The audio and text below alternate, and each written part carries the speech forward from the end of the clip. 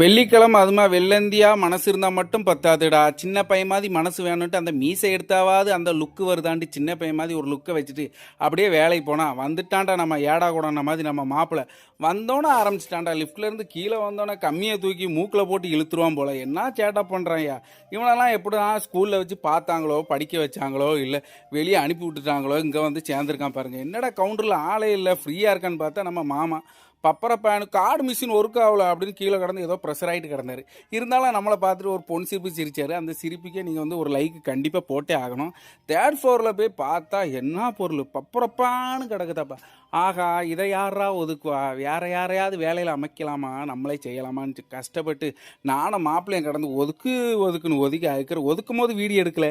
ஒதுக்குன்னு பிறகு வீடியோ எடுத்தோம் நல்லா இருக்கான்னு பாருங்கள். நாங்கள் தான் அந்த வேலையை செஞ்சோம். வேறு என்ன பண்ணுறது? எங்கே நம்ம மாமா காலையில் பார்த்ததோட காங்கலன்னு பார்த்தா மத்தியானம் மேலே தான் இன்றைக்கி மாமா வந்தார். ஆளு டென்ஷனாக வந்து ஏதோ கத்திரி கிடந்தார்.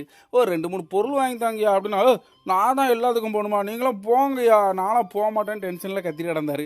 அக்கறை பார்த்தா ஒரு ஆயில் டெலிவரி ஒரு 10 பாக்ஸ் கொடுக்கணும்.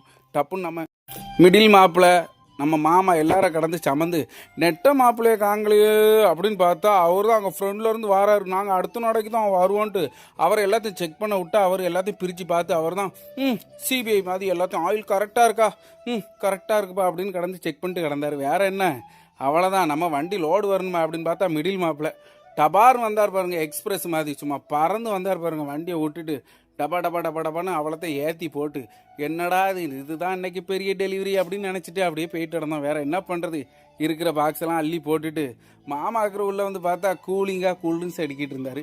கூல்ட்ரிங்க்ஸ் வாங்கி தரேன்னாரு. லாஸ்ட் வரை வாங்கி தரவே இல்லை மாமா. அக்கறை வீட்டுக்கு போகும்போது தந்துட்டாரு, அது உண்மை தான். வேறு என்ன பண்ணுறது, மாமா வாங்கி தரலன்னா வேறு யார் வாங்கி தர போகிறா? இன்றைக்கி தான் நெட்டையும் டெலிவரி போயிருந்தான். சின்ன மாப்பிள்ளை இன்றைக்கி லீவு, அதனால் நெட்டை மாப்பிள்ளை தான் இன்றைக்கி டெலிவரி போயிட்டு கிடந்தார். அட்ரஸ் எதுன்னு கேட்டுட்டு கிடந்தார். ஆனால் மாப்பிள்ளைக்கு எல்லா அட்ரஸும் தெரியும், இருந்தாலும் அவர் கேட்பார். ஏன்னா அவர் புது பையன் தெரியணுமா, அதுக்காச்சுட்டு அட்ரஸ் கேட்பார். அவ்வளோதான். வீடியோ பிடிச்சிருந்தா லைக் பண்ணுங்கள், ஷேர் பண்ணுங்கள், please subscribe my channel. Okay, bye. நம்ம கெட்டப்புக்கு ஒரு லைக்கை போட்டு விடுங்க. வேறு என்ன பண்ணுறது?